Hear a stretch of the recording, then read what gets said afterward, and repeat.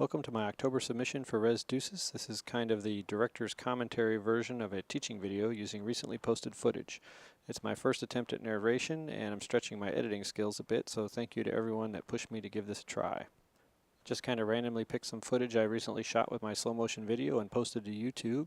Thought it would make a good opportunity to show some of the techniques. Here we have Baldar classically stalking in high guard, Jebi in what I call side guard. Some people call it A-frame or the V. Duke Brandos would call that first shot of Jebe's a jab. Now we have him setting up something akin to what I called a full back cut in the earlier video series. As he pulls back, Baldar throws a leg blow, which turns out to be flat. We seem to both be having that problem that day. You notice Baldar blocks the hand, not the sword, when he gets that close with the round shield. Again, we have the Molinet followed by a under the shield off body, which is a relatively new shot for Baldar, new part of the repertoire, which he practiced a lot on this particular day. More classically, you see him throw the Molinet followed by the over the shield pendulum. As Jebe closes, Baldar goes to temp block with his shield low, relying on Jebe's shield to cover the other side of his body. Sets up for a nice overhand wrap. You don't realize how much flex those aluminum shields have till you catch it in slow motion. Defensive return.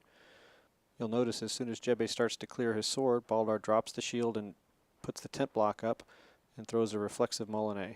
Part of the reason that works is because the Molinet is such a good defensive move. It keeps you covered, as we see here. Even though he doesn't score, he fouls Jebe's sword on the way in. Sets himself up for a little off body there. The hand at the end of the Molinet is actually much lower than the classic Asgardian style because he's trying to set up that off body. He does been doing that a lot lately.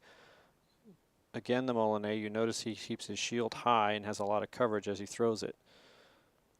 Jebi does a good job of shifting to the leg here. Baldar should have had a hanging block, which you'll see him use later. You notice the same Molinet again. Jebi defends a little bit differently this time, but Baldar's still in a safe position. With the hand high, it doesn't get in the way of his shield blocking himself. Jebe's next attack, he blocks just barely with the sword. And then again, with the upcoming Scorpion, he raises just enough. And that all has to do with having done lots and lots of drills with sword blocks, where you block just enough to get the blow stopped without setting yourself out of position. It's a very important thing to be able to learn.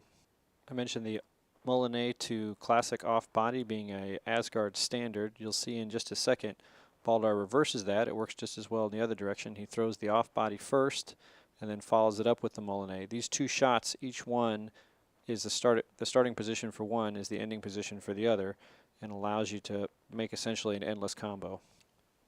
That's the kind that makes you just a little bit dizzy. Now you notice Baldar's got a completely different stance here. Instead of the high guard, he's got what I call traditional stance, with the sword tipped directly back, which means he's got different shots to throw. In this case, he's going to go for the super deep off body.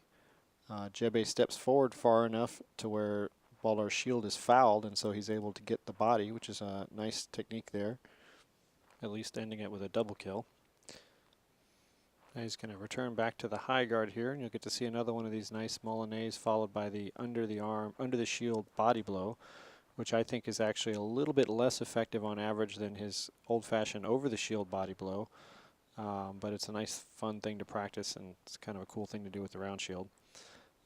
Again, he's able to cover himself rather well, even though Jebe knows it's coming and has his defense already, or his counter strike already primed.